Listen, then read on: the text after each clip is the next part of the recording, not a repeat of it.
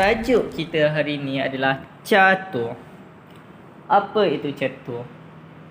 Catur adalah satu permainan yang berpapan yang telah wujud sekian lama pada abad ke-6 Masihi 1800 tahun yang dahulu. Terdapat legenda yang mendakwa bahawa catur telah dicipta oleh King Solomon, iaitu Nabi Sulaiman. Ada juga yang mengatakan permainan ini diberikan kepada manusia oleh dewa Krit, iaitu Herm, yang merupakan dewa utusan di Gunung Olympus.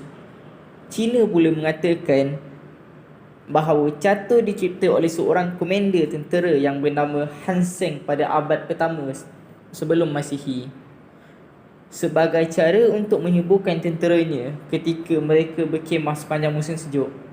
Malah ada satu pendapat yang kuat mengatakan bahawa catur telah dicipta di India antara abad ke-5 hingga abad ke-7, yang diberi nama sebagai Caturaga. Malah permainan Caturaga ini berbeza sedikit kerana tidak mempunyai karakter seperti Caster, Queen atau Bishop, tetapi mempunyai karakter kenderaan kuda, general dan gajah. Perkataan Caturaga dalam bahasa Sanskrit diterjemahkan dalam beberapa maksud seperti 4 bahagian atau 4 anggota badan yang merangkumi sifat strategik ketenteraan permainan.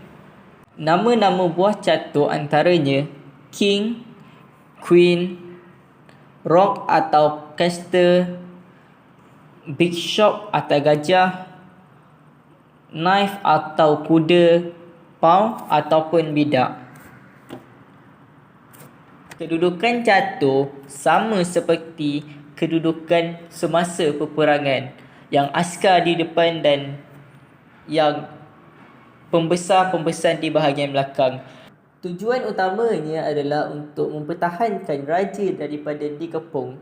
Soalan 2. Apakah konsep kecerdasan dan kecederaan sukan?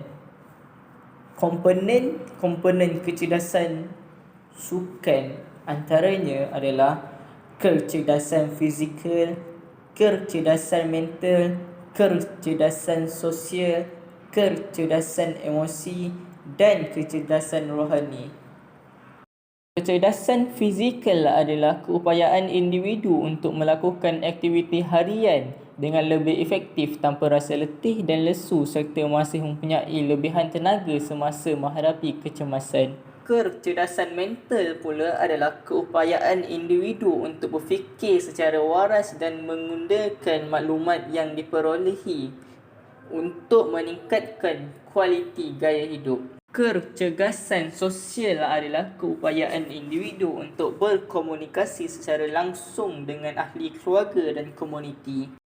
Ia adalah untuk memupuk nilai hormat menghormati antara masyarakat. Kecerdasan emosi adalah keupayaan individu mengimbangi perasaan diri secara positif dalam menangani masalah hariannya. Dan kecerdasan rohani adalah keupayaan individu untuk mewujudkan satu nilai yang mampu mendisiplinkan diri kita untuk bertindak secara waras dalam kehidupan seharian. Soalan 3. Jelaskan teknik memanaskan badan, menyejukkan dan membuat regangan. Antara bahagian-bahagian yang perlu dipanaskan adalah di bahagian kepala, bahagian tangan dan bahagian kaki. Di bahagian kaki mempunyai 3 bahagian, iaitu bahagian depan peha, bahagian belakang peha dan otot betis. Teknik memanaskan badan di bahagian kepala adalah dengan cara mendongakkan kepala di atas dengan sokongan jari-jari di bahagian dagu.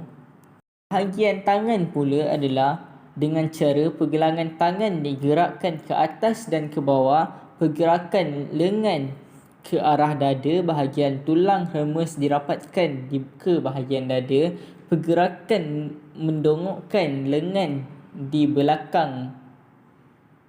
Dua tangan dirembeskan ke atas. Pergerakan ini dilakukan dengan regangan kedua-dua belah tangan ke atas. dan kiri lakukan aktiviti seperti pelantar fleksi.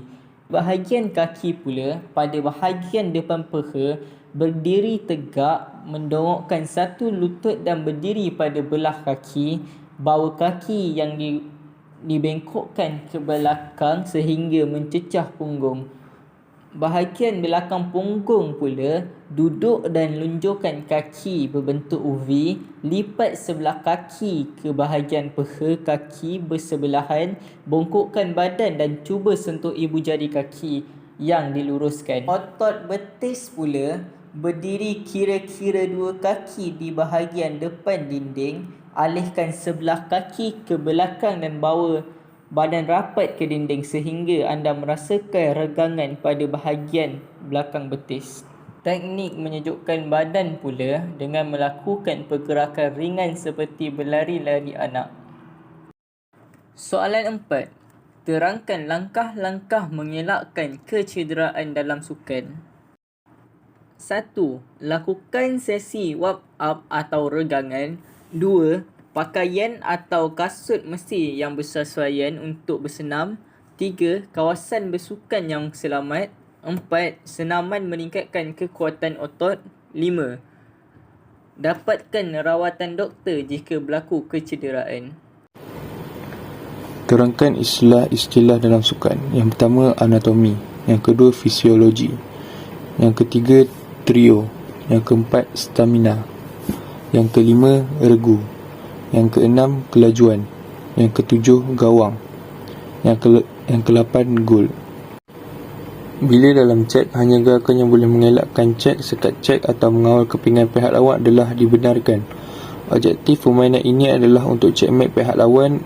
Ini berlaku apabila pihak lawan raja adalah cek dan tiada gerakan boleh dibuat yang bakal mengelakkannya.